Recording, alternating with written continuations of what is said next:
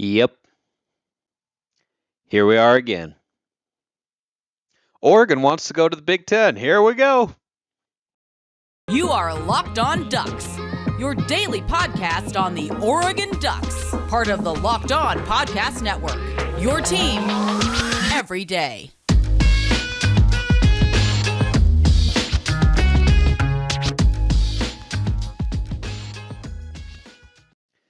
Yes, it is that time once again for Locked On Ducks. I'm your host, Spencer McLaughlin, D1 play-by-play broadcaster and lifelong Oregon Ducks fan. Thank you for making this your first listen or your first view of the day. Part of the Locked On Podcast Network, your number one source to stay up to date with the Ducks. Like, comment, subscribe wherever you're listening to or watching the show. Thank you to everybody out there who has done so already. It helps with the show quite a bit. 5-star reviews on Apple Podcasts. We like those as well. By the way, if that cold open was weird and you didn't like it, just shoot me a message and I'll never do it again. But it was kind of the most natural way I could break today's latest story. And for those of you who've been listening consistently for the last couple of weeks, thank you so much for doing that. You're a rock star. As Saul says in Ocean's 13, played by the late Carl Reiner. Rest in peace. You're all aces in my book. If you've been one of those people, then I will just let you know that I'm back now. And vacation was great. I was driving through Oregon, drove by Autzen Stadium, and I just smiled because I know that very, very soon you all will get to go and fill that stadium and yell your guts out because that's what you do at football games. And I would expect absolutely nothing less. I probably won't get to Autzen this year because of the nature of my job, but you know what? Just driving by, seeing it, and thinking of all of you, that was enough to make me smile. So anyway, I say we're here again because yeah, Oregon wants to go to the Big Ten. Now, this was not a secret before, or it isn't something that hasn't been suggested before. But this is now a confirmed report from Brett McMurphy via the Action Network. So these are not random people on Reddit boards. Per Brett McMurphy, Oregon has met with the Big Ten in Chicago with regards to joining the conference, and they are exploring whether or not they could be a fit. The way that McMurphy tweeted out, Oregon has initiated preliminary discussions in Chicago with the Big Ten to determine if Ducks are compatible in the Big Ten. Source told Action Network HQ. Big Ten is, quote, not done expanding, sources told Action Network last week. Now, that is in line with what we have seen from time to time and heard from Big Ten Commissioner Kevin Warren, who has said that, they'd be cautious and they wouldn't, expand just to expand. They'd want to search for teams that can find value. But he's also said that he can foresee a future in which the Big Ten has 20 teams, meaning they could look to add 4 more. Now, the last time we went all in on this particular topic a few weeks ago here on the show, the news, the headlines, the indications were that everyone was kind of being told, the Big Ten for now, maybe in the future, but for now, they're not going to continue to push for expansion. Now that seems to be kind of moving in a different direction. But the important distinction here is the way that it is phrased. I think it's a really, really important thing to look at when reading these headlines or reading the pieces themselves, which you should do. You should go beyond the headlines and such. Not a good habit to be in. I know, we're all guilty of it at some point or another, myself included, but, try to actually read some stuff so you don't get caught with some clickbait and whatnot. But the way that McMurphy tweeted it out, he said, Oregon has initiated preliminary discussions. So this is coming from the Oregon side of things, meaning, much like USC and UCLA, they're seeing the writing on the wall and thinking, yeah, we definitely want to get out of here. Do I want them to leave? No, I didn't want anybody to leave. Is the Big Ten the best potential landing spot for Oregon if they're not going to stay in the Pac-12, Pac-10? Then yeah, the answer is yes. The answer to that is yes. You'd rather be in the Big Ten, the Big 12, and I don't think the SEC is really at all feasible. Now, the interesting thing about this most recent report is that outgoing University of Oregon President Michael Schill was not present.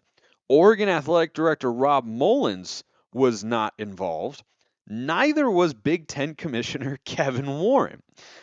Now, what this means, I think, is that they're not willing to, make it official talks just yet, but they're actively exploring these opportunities, and they're probably sending out, their right-hand man or right-hand woman to go and get the ball rolling on these talks. I haven't seen anything definitive to say whether or not there will be a second conversation, whether there will be another meeting. But this does come in lieu of the Big Ten announcing their new media rights deal, which is a 7-year deal that will pay about $1 billion per year and could go up even higher if more value comes in than they even think with the additions of USC and UCLA. So there's a lot more money in play in the Big Ten than anything you possibly get in the Pac-12. This is a tough spot for George Kliavkoff to be in. I mean, really tough because no USC, UCLA, let's just look at it from a football standpoint because that is what is making all the money in college sports, and that's what is leading the charge here in terms of how decisions get made. Kliavkoff is looking at the conference right now and saying, all right, who's left? What do I have left to work with? What can I offer to a network and say we have intrinsic value here and you should pay us X amount of dollars? The strongest brands he's got remaining are, in no particular order, Oregon, Washington, Utah, probably Stanford. I would say those are probably your top four. Now that there's an official report out there that Oregon wants to go to the Big Ten. This is not the Big Ten considering them, right? A few weeks ago, there was a report about, the Big Ten internally is evaluating whether or not Oregon, Washington, Stanford, Cal would be worth adding to their conference. That's different than what's happening here, which is Oregon has initiated these discussions, meaning the university wants to leave the pack. So now Kliavkoff, as he tries to get a media rights deal, has to deal with a very legitimate report of, hey, one of your top brands doesn't want to be in your conference anymore. This guy was handed the helm of the Titanic after it hit the iceberg. Like, it's just such a bad spot to be in. I feel for the guy. I really do. It's brutal. It's absolutely brutal. And look, I don't want Oregon to go to the Big Ten, but I also understand it's probably the best place for him, and that's why they're interested in it.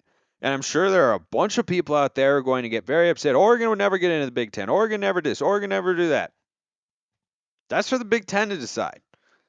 But now we know definitively and officially that Oregon is wanting to go elsewhere, specifically to the Big Ten. And that is very intriguing, specifically because Notre Dame hasn't made a move. And the way it seemed a few weeks ago, and this is why we continue to cover it here on the show, the way it seemed a few weeks ago was that nothing else was going to be made, right? They were going to evaluate those Pac 12 schools, but they weren't going to make offers. They weren't going to make announcements or anything. They were just going to kind of have that in their back pocket as, like, okay, we know how we feel about those four institutions and, maybe a couple of other ones as well from like the ACC or something. I don't know if they looked at those, but they knew how they were going to feel. Now, what you have is instead of we know how we feel about these schools, but we're really waiting for Notre Dame over here, you now have at least one school actively knocking on your door saying, hey, any room in there? Got an extra seat at the table? Because we'd like to be in there. We know that Phil Knight wants them to be in the Big Ten. Maybe he was the guy at these discussions. I don't know. You don't have the president who's leaving and go to Northwestern. I wish President Schill nothing but the best. You didn't have Rob Mullins there. So you probably had Rob Mullins associate AD or somebody like that. That's speculative on my part, but I'm just spitballing as to who could possibly have been in that meeting if not for those people. A couple more thoughts on this whole situation, but first I want to tell you about BetOnline, the fastest and easiest way to check in on all your betting needs. Find all your favorite sports and events at the number one online source for odds, lines, and games. Find reviews and news of every league, including Major League Baseball, Go Mariners, always repping. NFL, NBA, NHL, combat sports, esports, and even my personal favorite, golf. BetOnline continues to be the top online resource for all your sports wagering information, from live in-game betting to scores and podcasts. They have you covered. Speaking of golf, you could have made a lot of money if you'd bet on Patrick Cantlay at the BMW Championship. He won it for the second year in a row, first player to win the same FedEx Cup playoff event in back-to-back years, and you could have made bank on that if you'd been using BetOnline. Head to BetOnline today or use your mobile device to learn more about the action taking place. BetOnline, where the game starts. Thanks again for making Locked On Ducks your first listen every day, or your first view if you're watching it on YouTube. The ultimate college football preview is here. A 7-episode preview with college experts, local team experts, and Odyssey college football insiders. It's everything you need to be ready for the college football season in one spot. Search for Ultimate College Football Preview on your Odyssey app, YouTube, or wherever you get your podcasts. You might even see me over there. You might. I don't know. I'm not going to promise anything. I'm just saying you might. It's possible. Okay. So this Big Ten move is tough news for Kliavkoff. And, Oregon just putting out there publicly. I don't know if they made a public statement, but this is now public information to all of us that they're willing to leave, that they want to go. Is I think it's only mildly surprising in terms of the timing, just because you know, it's after the media rights deal, but is that really what they were waiting for to start these negotiations? And this is a different approach than what we saw from Oregon the last couple of months, as all this madness has started to unfold, beginning on, I believe, is June 30th, and it's the season hasn't even started yet. We don't know what's going to happen next.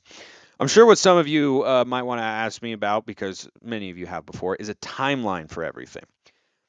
I don't think any of this changes the timeline for when news is going to come out with regards to both the pack and individual schools within the pack who could announce that they're leaving, like Oregon clearly wants to. Now, will they actually be able to get into the Big Ten? That's the Big Ten's call. That's the Big Ten's. I don't have a strong feeling one way or the other. I see the argument for not adding Oregon. I understand the argument for adding Oregon as well, and going to maybe another Pac-12 school or another pod of Pac-12 schools. Like I could see it from either way, but I'm also not in tune enough with all the financials and everything, because I don't work at the Big Ten Commissioner's office. So like I don't know everything that they're considering, everything that they're weighing, or how they think a team can or cannot add value to the conference, but. I just think from a timeline perspective, this is all going to be resolved by the summer. Now, it could get resolved before that, right? Maybe the Big Ten decides, all right, we want to expand. You 4 Pac-12 schools, come on down, like the price is right. And that's something that could very easily take place. And just as easily, the Big Ten could say, nah, we're good. We got the LA market. That's kind of what we were going for. But one thing that is mentioned in this piece that I find to be interesting, according to the source, and again, this is from the Action Network. I'm not a journalist. I am an opinion host. Regardless of whether Notre Dame joins the Big Ten or remains independent, the league still wants to add more Pac 12 schools to help reduce potential travel concerns for USC and UCLA, sources said. If Oregon and others from the Pac 12 leave for the Big Ten, the Big 12 has targeted Arizona, Utah, Colorado, and Arizona State as potential members, sources said. And while all this is ongoing, the Pac 12 is trying to acquire its new media rights deal starting in 2024. So that's the latest. That's the latest on the conference realignment front, is that Oregon actively wants to go into the Big Ten, and they've started the talks, which is how it all began with USC and UCLA. I think there were some actors behind the scenes, potentially at networks like Fox or ESPN, CBS, or whatever, who said, hey, or probably not ESPN because they don't have any part of this Big Ten media deal. But people at Fox probably said, "Hey, you should think about going to the Big Ten." And USC has, last year there was a piece in the LA Times talking about how a meeting of Commissioner Kliavkoff and other athletic directors and presidents was talking about, like, do we need to expand? And USC said, no, we don't need to expand. The Pac-12 is good as we are. And now USC is, leading the charge in potentially taking down the Pac-12 conference. Not that they're trying to do it that way, but they're looking out for their own best interests, and that's kind of the byproduct of what they're wanting to do. And so now you have this situation where other schools are just kind of left in limbo. And the reason Oregon would want to go to the Big Ten, yeah, there's more money, but you just don't want to feel like you get left behind. right? I mean, it can't be easier to recruit. In fact, there's a decent case to be made to be tougher to recruit if you're in a conference that is seen as being less competitive, right? I mean, we've had that for the last 10, 20 years or so with Power Five and Group of Five schools. It's harder to recruit high level players to a Group of Five school because you're not playing in the biggest games in the country. And so Oregon's looking at this from a school perspective and a football perspective and saying, well, if everybody good is going over there, that's where we want to be too, because that's where the most money is, and that's where we're going to be able to recruit the easiest. And maybe you'd still be able to recruit a high level if you stayed in the Pac-10 and expanded to 12 teams and whatnot. But would you feel as sure about it as you would going to the Big Ten? It would just put their minds at ease. They being the administration at the University of Oregon, it would put their minds at ease knowing that they're in the Big Ten. I think that's why they want to go. Whether or not they'll be able to, that's the Big Ten's call. But the situation is very clear. Phil Knight wants to. The university, to some extent, wants to. And if Kevin Warren were to make the offer, Oregon would jump ship and would get out of the pack. And that would probably trigger a domino effect even stronger than what we've already seen when it comes to the potential demise of our beloved Conference of Champions. All right, let's get to a mailbag question. I've gotten a couple of these while I was away, but I'm back now and I can answer them on the show the way I enjoy doing. There are a number of ways you can get a question answered here on the show. You tweet with the hashtag AskLODPod, or you go to my Twitter handle at smalls_55 or at LockedOnDucks. You can hit me up in the DMs there. They're wide open. You ask me a question, you get it answered here on the show. This one comes in from Grant Hag, a new question asker here on the show. Good to meet you, virtually, of course, Grant. He is at Nash_Duccaneer, which, wins an award for being a unique name on Twitter. He asks, just found and listened to your show for the first time today. Very new. I went all the way back to your conversation with Clint from Locked On Georgia Bulldogs. Yeah, that was a long time ago. I had another one with him recently to preview the Georgia game, which we'll be doing again next week because it's not very far away. Yippee-ki-yay. Absolutely love the discussion and love that you are a Marvel fan. I'm a huge Marvel fan. Huge Marvel fan. I'm not a big fan of Phase 4 so far, but if you want to talk to me about Marvel or Star Wars, I'm so there for you. I have a mailbag question. Well, questions, technically. It's all right. I'll answer them all. Where do you see Oregon football in the next 5 years? Do you think Dan Lanning stays put? Will the Ducks make it back to the college football playoff and the Natty? Win the Natty? Would love to hear your thoughts.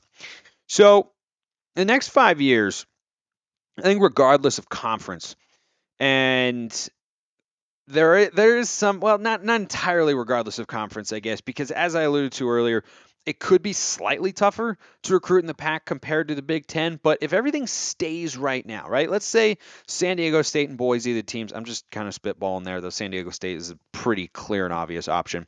Let's say you had San Diego State and Boise to the Pac-12, and USC and UCLA depart. Everyone else stays put. I still think that's a good enough conference to where Oregon can recruit at a top 10 to 20 level nationally. And so if recruiting stays at this sort of level, or even potentially elevates as the staff really gets their feet under him and whatnot, and start playing games on the field, and we hope that's going to help in recruiting. It typically does, but you have to win games for that to be the case. If you just continue to recruit at that level, I'm hard pressed to see how Oregon doesn't make multiple Pac-12 championship appearances and at least 1 to 2 wins in the next 5 years, even with a resurgent USC. Right? If the Pac stays put and Oregon is a part of it, then what you'd have is USC and UCLA gone, and so you'd have a weaker conference. And if that's the case, right, you don't have to deal with Lincoln Riley at USC and Chip Kelly at UCLA. Then what you'd have is an even easier path to a conference championship. And then it wouldn't be, just a goal and a slight expectation like it is this year to get to the conference championship game. Like Oregon should be able to get there. Will it be a major surprise if they don't? I don't think so. I could totally see the Ducks going 8-4 this year if certain things don't go their way and just the way the schedule shapes out. The conference slate is definitely pretty workable. Like I could see a 1-2 non-conference and then a 7-2 conference slate, 8-4, maybe being the Pac-12 championship game. I think it's totally possible. I think it'll be 10-2, but I could see 9-3, 8-4 pretty easily there. But if you're in a conference, even with USC and UCLA the next couple of years, and then they leave and they stay, all that sort of stuff, the expectation then without the Bruins and the Trojans there is that you get to the Pac-12 championship game. There's just not a lot of excuse if you keep recruiting a high level, which the staff is setting the bar for. So that's the first part of the question, and you got to be able to win a couple, right? You don't want to just keep going and losing and feeling good about it because it doesn't feel good. The goal is to win, and I think it's a reasonable expectation. And I do foresee with the amount of talent that this staff has already brought in, and I think can continue to bring in, if they can replicate or if they can, what's the word I'm looking for? Transform that into on-field results. I think even more so than the previous staff did. You'll see multiple Pac-12 championships, and don't forget that Mario had one and a half himself. And I think schematically, Lanning and company can be sharper than that. The other one, do you think Lanning stays put? Right now, honest answer, hard to say. It's really, really early. The good news compared to Mario is that there were a lot of us, I was among this group anyway, that was always kind of keeping a side eye on Miami. And the thing with Mario that I think is actually a good indicator for Lanning staying longer than he did is that Mario had a very clear job that he was always being tied to because it was his alma mater, it's where his family's from. He played football there. He was always going to get tied to that job. I can guarantee you, because Chris Ball got a raise, and that's what happens when you win a conference championship. But you also do it to try and keep that coach around because other schools are going to try and poach. I can assure you, I don't have the reporting of the facts, the evidence, yada yada. It's pretty reasonable to assume Mario Cristobal got plenty of offers from other schools or interest from other schools, but it never took off. Miami was the only place he was going to leave Oregon for. I really do. You don't think LSU called? You don't think USC ever called? You don't think any ACC school ever called or a Big 12 school? Of course they did. Of course they were interested. When you win at a high level, that's what happens. You win a conference championship, you win 12 games in a Rose Bowl, it gets people's attention.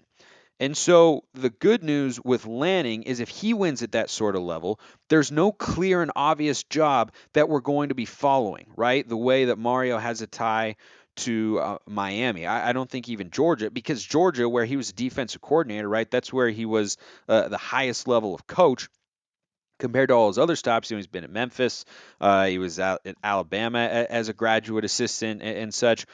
The thing with Georgia is Kirby Smart, he's not going anywhere. That guy wins a bunch of football games, he recruits, he just won a national championship. He's going to be there for a long time. I don't think we have to worry about that. I don't think maybe Alabama would go after him, but does Saban, again, he'd have to win at a really high level to do that. But does anyone think Nick Saban is slowing down? He lost the national championship game. He won a college football playoff game and an SEC title. He called it a rebuilding year. That guy's not slowing down. He's not going to retire in 2 years. That's just I do not see that happening because he's too good at this. He's better than anybody else. He's the best to ever do it. I mean, what's he gonna do? Golf and fish all the time? I know. I think he's still all in on being there. So that's the encouraging thing about it. But we have to see how these things play out before I can make a definitive statement of, oh yeah, he'll be at Oregon for 8 to 10 years. I would love it if he were because that means he's winning at a high level and he really does feel about the Oregon football program that. In the same way that he's been talking about it to the media and making a very concerted effort to do so to fans and to alumni and to get in touch with guys like Joey Harrington and past play. He's been all in on that sort of stuff. And, I don't think it's for show. He seems like a very genuine guy. And so if he's given the right set of circumstances and resources, yeah, he could be an 8 to 10 year guy. But maybe an SEC school comes along in 3 years if he wins 2 conference championships in a row and says, we're going to offer you this much, and they just end up outbidding him. Maybe he ends up wanting to go back. I could foresee that as well. But the likelihood that he lasts longer than Mario, I think is higher than the possibility of him not lasting as long as Mario, who's here for 4 years, 3.5 actual seasons. The last part of the question: will the Ducks make it back to the college football playoff and the Natty win the Natty? Um, it's a difficult. I don't see it this year, right? I think there are a lot of good things, but I think this staff has to be given a chance to bring in their own recruiting classes, build the team completely in their vision, land some more big time recruits, and whatnot. But the college football playoff and the national championship are two different questions, right? Oregon almost got there with Cristobal and Herbert in 2019 with Marcus Arroyo as the offensive coordinator, who was not good. He is not a good offensive coordinator. He has not been good as a head coach at UNLV. That team almost got to the college football playoff. They are a 3rd and 16. They are one stop on 3rd and 16 away from going to the college football playoff. So could Oregon get there in the next 5 years? Yes, absolutely. Can they win a national championship? Depends. If you're going to get to a national championship and look at the two teams that Oregon has had that have gotten to that game, right? The 14-15 season and the 10-11 year. What do they had in common? They had something special. And that's what you need. I think for Oregon to get to a national championship game again, you got to find something special. It doesn't have to be one thing, but you have to have something that is special and that you can ride as your guiding light to get you there. In 2014-15, it was Marcus. The guy was pretty good. He won a Heisman. That was special. In 2010-11, yeah, LaMichael was really good. The special there was Chip because Chip was doing it in a way that nobody else was. And that's a really hard thing to replicate, right? For Oregon to get to college football playoff, heck, last year they could have gotten in. All they had to do was be able to beat Utah, but they couldn't do that. But do you think that team, if they had been able to beat Utah, do you think they could have won a national championship? I think the answer is no. They could have gotten to the playoff. They were right there, but they didn't. So those are two different questions. And, we're hoping Dante Moore is that sort of special player. Maybe he is. We certainly hope he is, but that's, a little ways off at this point in time. But if Oregon's going to get back to a national championship game, you got to find something that is special. Maybe it's a player, maybe it's a philosophy, though that's pretty hard to find. Maybe Dan Lanning's able to build a defense similar to the one that he had at Georgia. Maybe it's Dante Moore. I don't know. I don't know what it will be, but you have to have that special element. Just about every team that gets there has got one. Bryce Young last year won the Heisman. Georgia's defense, all time. That's special. You got to have that to get. How about the year before? It was Alabama who had two of the three Heisman finalists on their team. And who'd they beat? Ohio State, who had Justin Fields, a special player. That's what Oregon needs to get there. I don't know where it'll be. I don't know when it'll be. But if that's going to happen and we get back to the national championship game, you have to be able to find that component in the team, whether it's the defense, a quarterback, running it, whatever. Something has to be outstanding. I appreciate everyone listening. Have a wonderful rest of your day, and it's good to be back. And go Ducks.